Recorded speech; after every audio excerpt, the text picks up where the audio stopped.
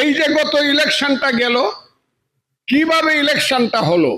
আমাদের নেতা তারেক রহমান 18 মাস আগে বলেছিলেন এই আগামী ইলেকশনটা এমন একটা কঠিন ইলেকশন হবে যে কঠিন ইলেকশন আমরা কোনোদিন করি নাই। আপনাদের মনে আছে? সেই কঠিন ইলেকশনটা কিন্তু আমাদেরকে করতে হয়েছে। ভোটটা গণার আগ পর্যন্ত, ভোট গণা শেষ হওয়ার আগ পর্যন্ত এই রাজাকারের বাচ্চারা, স্বাধীনতা বিরোধীরা এমন ভাবে প্রচার করেছিল যে এইবার আর যাই হোক জামাত ইসলাম রাষ্ট্র ক্ষমতায় যাবে। কথাটা ঠিক না? মাস্টাররা বিশ্বাস করত, প্রফেসররা বিশ্বাস করত, প্রিসাইডিং অফিসাররা বিশ্বাস করত, পুলিশরা, আর্মিরা বিশ্বাস করত জামাত ইসলাম ক্ষমতায় যাবে। আর আমি একটা হতভাগা বোকা মানুষ, আমি বলছিলাম জামাত ইসলাম ক্ষমতায় গেলে আমি বিষ খাবো। কথাটা আপনাদের মনে আছে? কোনটা ঠিক হয়েছে? আমার বিষ খাইতে হয়েছে না জামাত ইসলাম পরাজিত হয়েছে? বলুন আপনারা।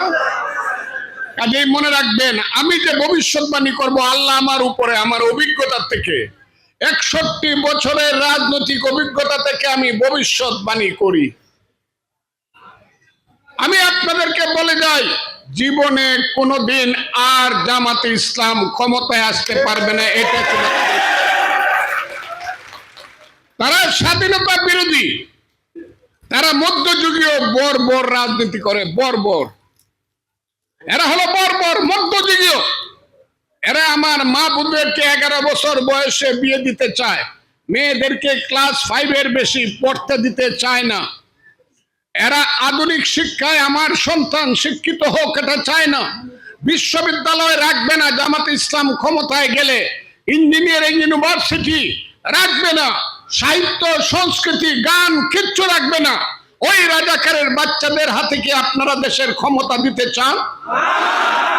এই রাজাকারের বাচ্চারা ইসলামের টিকিট বেচবে, যা পাল্লা মার্কায় ভোট দিলে নাকি আল্লাহ বেহেশত কনফার্ম করবে। নাউজুবিল্লাহ, নাউজুবিল্লাহ। এদেরকে দৈরে জুতা পিটা করবেন।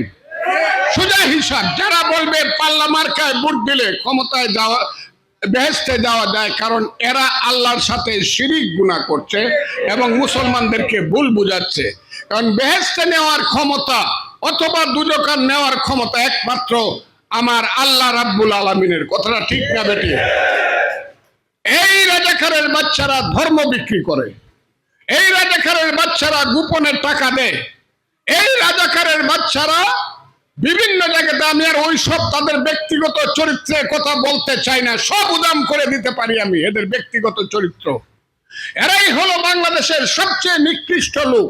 ইসলামের, মহান ইসলাম ধর্মের নামে ব্যবসা করে মানুষকে বিভ্রান্ত করে।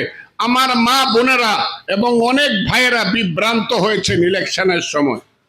প্রথমে গিয়া কইছে টাকা বেহেশত দিমু, তারপরে পকেট থেকে টাকা দিছে, টাকা দিছে। তারা প্রশাসন ব্যবহার করছে, যদিও চট্টগ্রাম মিঠামইনের সিভিল প্রশাসন তাদের পক্ষে ব্যবহার হয় নাই, আমি কয়ে দিলাম।